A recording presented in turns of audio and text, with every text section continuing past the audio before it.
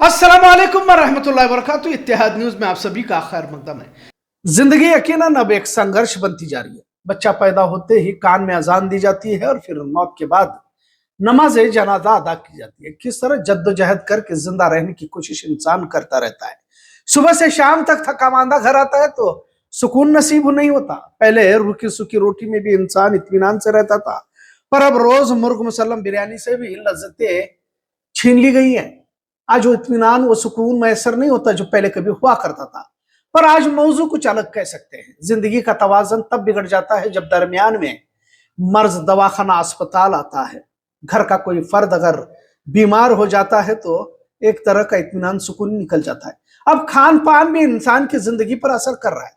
मशक्कतों के काम बंद हुए। पहले पैदल या फिर साइकिल से कहीं पर आना जाना हो तो उसका इस्तेमाल किया जाता था, लोग चलते जाया करते थे। पर अब बच्चे भी करीब की दुकान को भी जाना हो तो गाड़ी के बगैर नहीं जाते।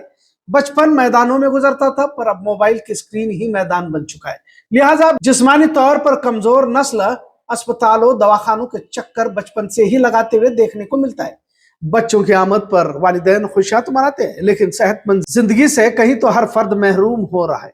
वालिदैन अस्पताल दवाखानों को ले जाकर परेशान हो जाते हैं। कमाई का अक्सर रुपया अस्पतालों दवाइयों की नजर हो रहा है।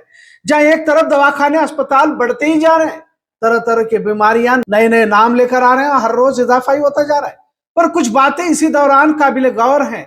30 साल पहले थोड़ा पलट कर देखते हैं तो मालूम होगा कि जब आप किसी डॉक्टर के पास जाते तो पहले जुबान दिखाने के लिए कहता, फिर आंखों को देखता, पेट को दबाकर कहां दर्द हो रहा है पूछता, फिर पीठ पर स्टेथोस्कोप रखकर चेक करता। क्या देखते हैं तो मालूम नहीं होता, पर लेकिन इस तरह से उस वक्त मरीज की तफ्तीश की जाती, तरह तरह के सवाल मरीज से पूछे जाते और तकरीबन 10 मिनट से ज्यादा वक्त डॉक्टरों की जानिब से लिया जाता। नब्ज देख बहुत कुछ समझ लेते, पर मौजूदा दौर में आप सिर्फ बोलते जाओ, उस तरह के टेस्ट लिखते हुए डॉक्टर को देखा जाता है। आप कहो पेट में दर्द तो वो आपसे सवाल नहीं करेगा, बल्कि एंडोस्कोपी, अल्ट्रासाउंड, एक्सरे या एमआरआई, सीटी स्कैन और भी पता नहीं कितने टेस्ट उस कागज पर लिखकर भेज दिया जाता है।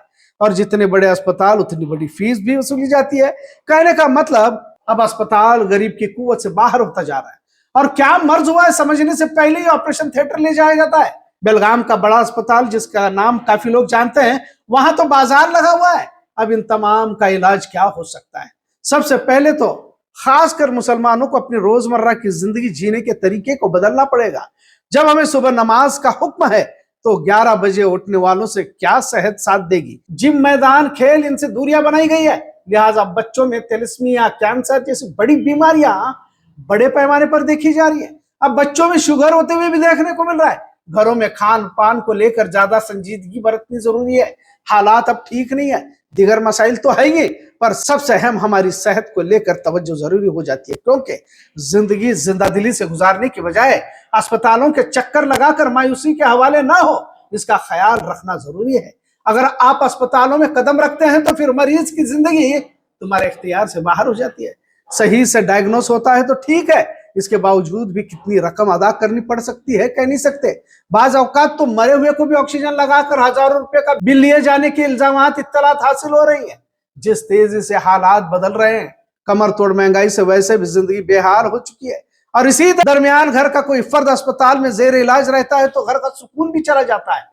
एक तरफ दवाइयां, अस्पताल का बिल, तो दूसरी तरफ रोज रोटी के लिए घरों के बाहर निकलने वाले मर्द हजरात की जिंदगी अस्पतालों के इर्द गिर्द घूमने में लग जाती है।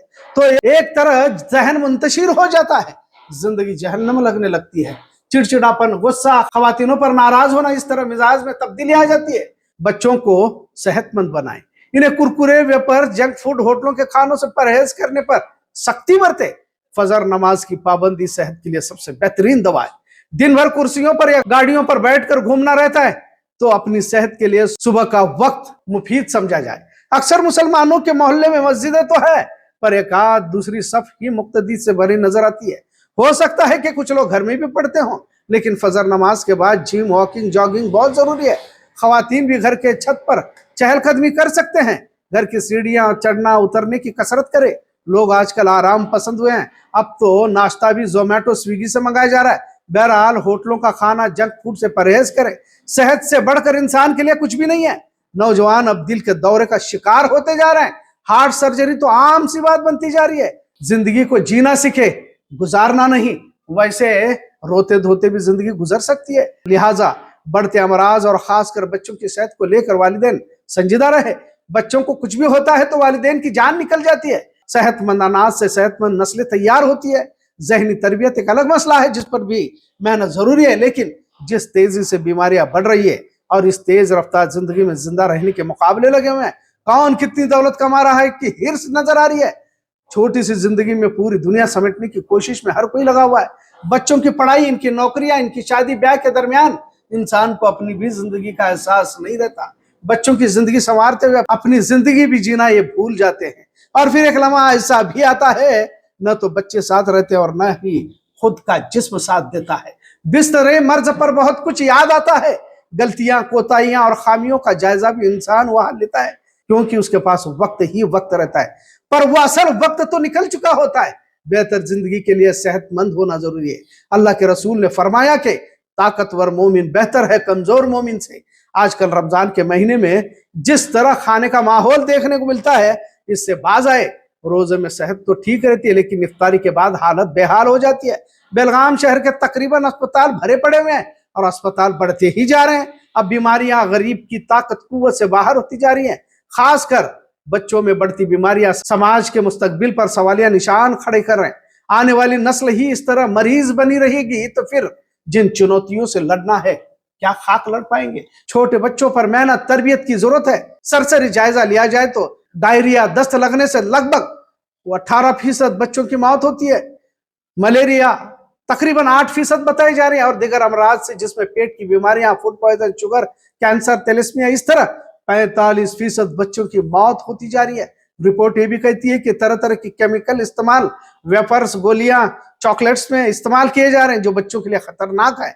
पर हम है कि रोजाना बच्चों को 10 रुपए 20 रुपए देकर दुकानों को भेजते हैं, जहां जाकर ये जहर खरीद लाते हैं।